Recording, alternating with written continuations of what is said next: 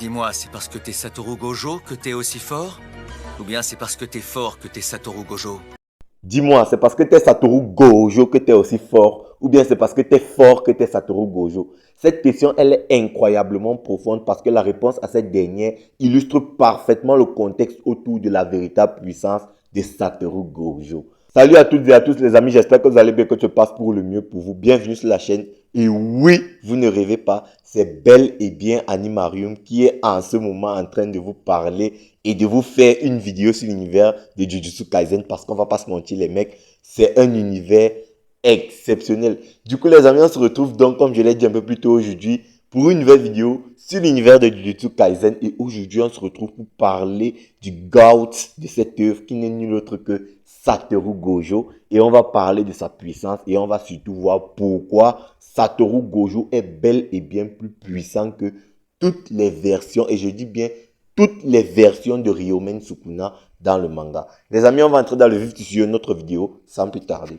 Alors, croyez-le ou pas, je ne suis absolument pas un succès de Satoru Gojo. D'ailleurs, ce n'est absolument pas mon personnage favori car il y a des personnages tels que Yuki Tsukumo ou encore Kinji Akari. Du coup, lorsque je viens ici vous dire qu'à mon avis, Satoru Gojo est plus puissant que toutes les formes de Ryomen Sukuna, c'est vraiment pas les propos d'un fan hardcore de Gojo, c'est tout simplement parce que j'ai analysé le personnage de Satoru Gojo, j'ai analysé son combat face à Ryomen Sukuna et j'ai analysé en globalité tout ce qui a été dit dans le manga, notamment leur puissance. Et c'est vrai que ça a été clairement dit dans le manga, lorsque Gojo est monté dans l'au-delà et qu'il a rencontré Suguru Geto, il a clairement dit que même si Sukuna n'avait pas la technique des 10 ombres, il aurait quand même perdu. La déclaration, elle est super forte et surtout super polarisée. Et dans tout autre manga, cette déclaration aurait suffi à mettre fin au débat sur qui est le plus puissant entre ces deux monstres de puissance. Seulement, quand on analyse le combat à proprement parler, quand on analyse aussi les zigzags de l'auteur, les pirouettes de l'auteur avec ses déclarations sur ce combat,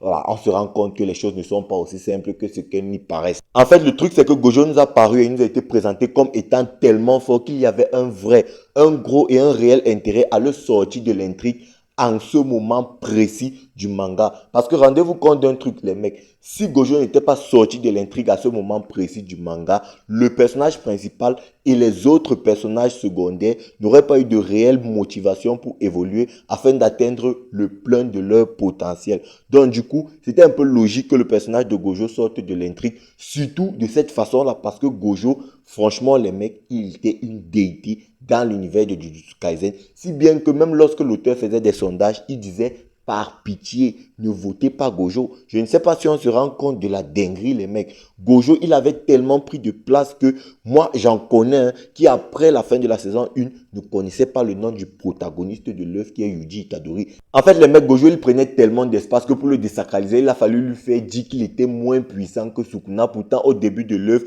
il nous faisait déjà comprendre qu'il était plus puissant que Sukuna 20 doigts. Je ne sais pas si on se rend compte à quel point Gojo, il faisait tellement de l'ombre aux autres personnages de Jujutsu Kaisen, si bien que les autres personnages de Jujutsu Kaisen évoluent lorsque Gojo n'est pas dans les parages. On l'a vu à Shibuya, Yuji a évolué. Après Shibuya, c'est Maki. Au point où Yuta, pour évoluer, il a même dû se rendre en Afrique. Je ne sais pas si on se rend compte à quel point Gojo, il faisait tellement de l'ombre. En fait, c'était tellement la solution de facilité qu'il résolvait tous les problèmes de l'univers de Jujutsu Kaisen juste de par sa présence. Et à cause de ça, les autres personnages se reposaient tellement sur leur laurier qu'ils n'avaient pas de réel motif pour évoluer. On l'a vu avec Nanami Kento qui dans le flashback de Gojo disait clairement et de vive voix à Suguru Geto qu'on octroie toutes ces missions-là à Satoru Gojo et tout le monde s'en porterait mieux. Je ne sais pas si on se rend compte de la folie. Tous sont les exorcistes, mais on attribue tout à un gamin d'à peine 17 ans. Mais frérot, Gojo, c'était tellement la solution de facilité. Avec tout ça, on peut donc se poser la question ultime. Pourquoi Satoru Gojo est-il aussi puissant? Et de ce fait, on va revenir sur les propos de Suguru Geto qui disait est-ce que c'est parce que tu es Satoru Gojo que tu es aussi fort ou bien c'est parce que tu es fort que tu es Satoru Gojo? Et la réponse à cette question, elle est claire. C'est parce qu'il est fort qu'il est Satoru Gojo. Parce qu'il faut bien comprendre, ce que Suguru demande à Gojo en ce moment, c'est est-ce que ta renommée, tu la dois au fait que tu t'appelles Gojo ou bien ta renommée, tu la dois au fait que tu es fort? Et la réponse, elle est claire. C'est parce qu'il est fort qu'il a cette renommée-là. Parce que les mecs, il faut bien comprendre ce qu'il y a autour de tout ça. On sait que dans l'univers de Jujutsu Kaisen, il existe trois grandes familles, trois grands clans. Le clan Kamo, le clan Gojo et le clan Zenin. Et on sait que le clan Gojo et le clan Zenin se sont presque tout le temps affrontés au travers des âges. Et on sait que lorsqu'il y a affrontement entre le clan Gojo et le clan Zenin, il y a presque toujours eu égalité parce que l'utilisateur de la technique de l'infini et du sixième œil du clan Gojo, à chaque fois qu'il devait affronter l'utilisateur de la technique des 10 ombres du clan Zenin, les deux personnages étaient presque tout le temps au même niveau de puissance avec les anciennes générations. Mais avec la naissance de Satoru Gojo, tout a changé. Aujourd'hui, l'utilisateur de la technique des 10 ombres ne peut même pas se placer à côté de Gojo. En fait, aujourd'hui, s'il devait y avoir un combat Makora versus Gojo, je n'ai même pas besoin de vous expliquer à quel point ce serait juste un carnage. Gojo roulerait juste sur Makora comme un enfant. Donc les mecs, comprenez bien ceci. Ce n'est pas parce qu'il porte le nom de Gojo et c'est pas parce qu'il est héritier du sixième œil de la technique de l'infini qu'il est aussi fort. Non, c'est parce qu'il est fort qu'il est Satoru Gojo. Donc comprenez bien ceci. Les anciens héritiers du clan Gojo de l'infini et du sixième œil ne se démarquaient pas particulièrement malgré le fait qu'ils avaient les mêmes pouvoirs de base que Satoru Gojo. Du coup, pour eux, ils n'avaient qu'à envoyer l'héritier de la technique des 10 ombres du clan Zenin pour les égaler. Gojo, aujourd'hui, il est tellement au-dessus de ça. Je vais donc en venir sur une idée populaire que la communauté du Jujutsu Kaisen pense. Il y en a beaucoup qui pensent que le fait de neutraliser l'infini de Gojo, ça fait 90% du travail. Non, en fait, les mecs, comprenez bien ceci. C'est quand on neutralise l'infini de Gojo qu'il commence à se battre. Sérieusement, les mecs, je ne sais pas si vous vous rendez compte. Parce que moi, je vais vous poser une question. Qu'est-ce qui vous a impressionné sur Gojo dans le combat face à Sukuna? Est-ce que c'est son infini? Parce que l'infini de Gojo n'a vraiment jamais représenté une limite pour Sukuna dans son combat face à Gojo. Parce que je ne sais vraiment pas si Gojo a paré une attaque de Sukuna avec l'infini. Parce que Sukuna a presque tout le temps passé le combat à utiliser le prolongement du territoire. Et lorsque le prolongement du territoire a été désactivé, il se battait avec Makora qui s'adaptait à l'infini de Gojo. Donc, moi je vous pose encore la question, qu'est-ce qui vous a le plus impressionné? Est-ce l'infini de Gojo ou autre chose? Parce que pour moi, dans le combat face à Sukuna, ce qui m'a le plus impressionné chez Gojo, c'est son adaptabilité. Ce personnage a une capacité, une faculté à s'adapter qui est juste dingue, frère. Moi, on dit Makora, il s'adapte. Mais il ne s'adapte pas plus que Makora. Et c'est ça qui est fou avec Gojo. C'est tellement ça qui est fou. Le mec, c'est un génie. En fait, il s'adapte plus que Makora. En fait, c'est même pas ça. C'est parce que dire ça, c'est un peu limité. En fait, ce qui est vraiment impressionnant avec Gojo, c'est que il prend tous les domaines de prédilection de tous les personnages de Jujutsu Kaisen. Il les dépasse et pas qu'un peu. Il les surclasse et ce, de loin. Le gars, c'est tellement un génie. Regardez juste avec le sort d'inversion. On disait, oh, Yuta, c'est le god du sort d'inversion et tout. Il a montré à Yuta que mon petit, tu maîtrises même pas le sort d'inversion. Dites-vous que le mec, il a réussi à soigner un sort grâce au sort d'inversion. Pourtant, le sort d'inversion est conçu de base pour se guérir de blessures plus ou moins mortelles. Déjà, ce que je dis, ça n'a même pas de sens. Soigner un sort, ça veut dire quoi soigner un sort? Les gars, je ne sais pas si vous vous rendez compte de la dinguerie. Le mec s'est adapté au territoire de Sukuna. Je ne sais pas si on se rend compte. En fait, il s'adapte au territoire de Sukuna. Il s'adapte à l'adaptation de Makora. Il s'est même adapté lorsque Toji a réussi à traverser son infini. Donc, il s'est tellement adapté à la situation qu'il a réussi à débloquer le sort d'inversion. Là, directement, il nous a sorti un purple. Gojo, c'est un génie, les mecs. Et je suis persuadé d'un truc.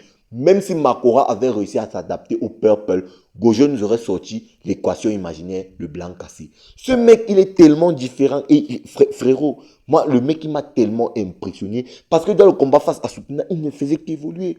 Le mec ne faisait qu'évoluer. C'est-à-dire, frérot, l'infini de Gojo, comprenez bien ceci. Son sort d'infini, c'est un sort qui est conçu pour 97% des exorcistes de Jujutsu Kaisen. En fait, ce que je veux dire, c'est que passer l'infini de Gojo représente un effort colossal pour 97% des personnages du verse de Jujutsu Kaisen. Maintenant, une fois que tu as réussi à passer l'infini de Gojo, il te faut maintenant affronter Gojo en taijutsu. Et croyez-moi les mecs, c'est un vrai suicide parce que Gojo en taijutsu, c'est littéralement le top 1 sans débat et il n'y a même pas de deuxième.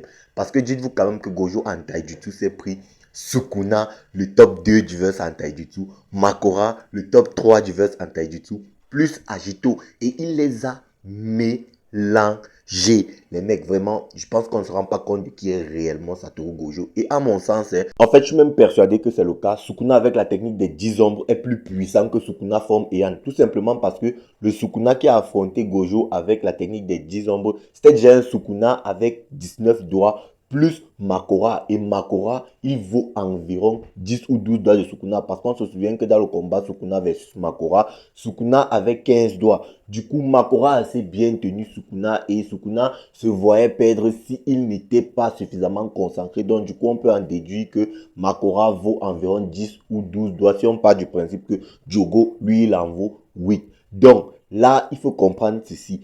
Gojo a affronté Sukuna 19 doigts plus un Makora qui vaut environ 10 ou 12 doigts de Sukuna. Donc, ça fait à peu près Sukuna 33 doigts que Gojo a affronté. Les gars, je sais que peut-être vous allez dire qu'on ne fait pas ce genre de calcul-là, mais c'est juste assez réel. Il a encore ajouté à ça Agito qui lui peut valoir peut-être on va dire 4-5 doigts de Sukuna. On va pas quand même aller dans l'extrême. Il vaut environ 4-5 doigts de Sukuna. Mais c'est une dinguerie les mecs. C'est une dinguerie à quel point le personnage de Gojo est monstrueux. Et on te dit dans Modulo, bon c'est vrai que je n'ai pas réellement lu Modulo, mais j'ai vu une information passer selon laquelle il ne suffirait qu'à Yuji, avec toute la puissance qu'on lui connaît dans Modulo, que 4 rayons noirs d'affilée pour réussir à tuer Jogo. Les mecs, moi ça me fait rire parce que il n'a suffi que d'un seul coup de poing donné sérieusement par Gojo pour one-shot Uraome. Et je le rappelle les mecs, Uraome est normalement plus puissante que Jogo parce que Sukuna estime plus Uraome que Jogo. Donc dites-vous ceci les mecs, sans rien noir, sans rien, il n'a suffi que d'un seul coup de poing donné sérieusement par Gojo pour one-shot Uraome. Les mecs, regardez juste les réactions d'Akari et Yuta lorsqu'on leur demande s'ils ont déjà été frappés sérieusement par Gojo, les mecs. Mais Gojo, c'est tellement une dinguerie. C'est tellement une dinguerie. Regardez juste la facilité avec laquelle il a vaincu Anami. Il a juste avancé vers Anami avec l'infini qui a compressé Anami et puis terminé pour Anami. Mais Gojo, c'est tellement une dinguerie. Et le pire avec ce personnage, c'est son arrogance qui n'en est pas réellement une parce que c'est juste naturel chez lui. Les mecs, dites-vous ceci. Gojo, il te prend dans ton domaine de prédilection. Il te surclasse tellement que tu as l'impression d'être une merde. Par exemple, avec Nanami Kento, on nous disait que c'était le recommande des rayons noirs. Mais dans le combat face à Sukuna, on apprend que Nanami était le recommande parce que Gojo n'avait jamais eu besoin d'aller juste à plus de 4 rayons noirs pour vaincre un adversaire. Et qui pourrait se prendre juste 2 rayons noirs de Gojo? Regardez juste l'état de Sukuna après un rayon noir de Gojo.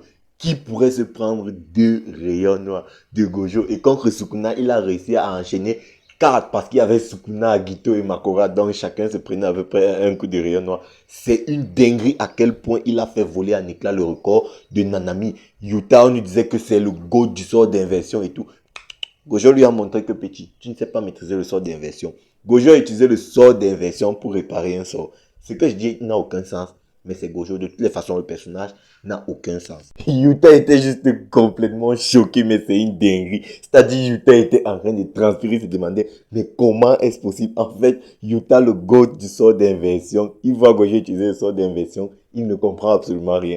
C'est une dinguerie, mais à un niveau. On dit que Makora s'adapte. Bah, Gojo, lui, s'adapte à l'adaptation de Makora. Comme je vous le disais, si Makora s'était adapté au violet, au purple, bah, Gojo nous aurait sorti le blanc cassé. Il aurait mélangé le violet avec peut-être le bleu, il nous aurait sorti une autre couleur. C'est une dinguerie. Et même sans avoir besoin même du violet ou d'une toute autre attaque puissante, il peut tabasser Makora juste avec les rayons noirs. Mais Gojo, c'est tellement une dinguerie, ce personnage. Moi, je suis choqué. Le gars s'adapte au territoire de Sukuna. Justement, parlons-en de l'extension du territoire. On dit que dans un duel de territoire entre 2 ou plusieurs personnages, bah, le territoire qui l'emporte, c'est le territoire le plus élaboré. Dites-vous quand même que Kenjaku a vécu plus de 1000 ans, c'est-à-dire il a eu 1000 ans pour peaufiner son territoire, mais le mec ne se risquerait pas à faire une bataille de territoire avec Gojo.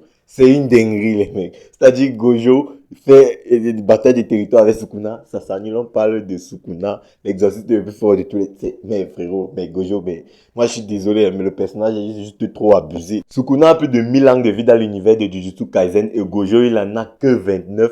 Mais dans une bataille de territoire entre Gojo et Sukuna, au mieux, Sukuna obtient le match nul. Je ne sais pas si on se rend compte à quel point c'est fou. Et dites-vous que Gojo, c'est le seul personnage de l'univers de Jujutsu Kaisen qui survit dans tous les territoires possibles. Mais il n'y a personne qui survit dans le territoire de Gojo. Sukuna a juste passé 0,2 secondes dans le territoire de Gojo que le mec était obsolète, hors combat. Ben Gojo, c'est trop une dinguerie. Et frérot, arrête aussi de mentir à tes élèves qu'il a le potentiel pour t'égaler ou te surpasser. Tu le dis quasiment à tout le monde. Tu l'as dit à Yuji, à Yuta, à Kari. Non, frérot, même à Megumi, tu l'as dit, mais arrête ça, Gojo. Et arrête ça, arrête de leur mentir, toi aussi. Mais personne n'est capable de t'égaler, frère. Et il y a un truc qui m'a vraiment frappé dans le combat face à Sukuna. Eh bien, c'est le fait que dans ce combat, Gojo ne faisait que progresser.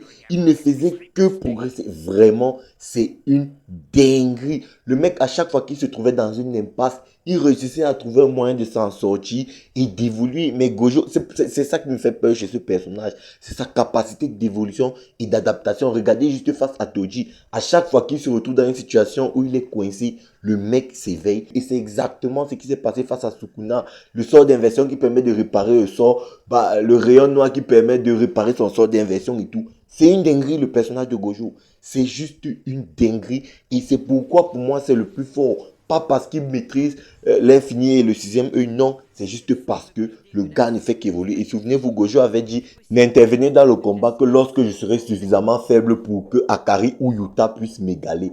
Le mec n'est jamais devenu suffisamment faible pour que ni Akari ni Yuta puissent l'égaler. C'est juste une dinguerie parce que de toutes les façons, le mec ne faisait qu'évoluer. Bref les amis, la vidéo est arrivée à son thème. J'espère que ça vous aura plu. N'hésitez pas à me dire ce que vous en pensez en commentaire. Surtout que c'est une nouvelle vidéo sur un nouvel univers. Check la vidéo à l'écran. Like celle-ci si elle t'a plu, partage. Et puis nous, on va se dire ciao pour une prochaine vidéo. Portez-vous bien sur Animarium. Peace les bros. After.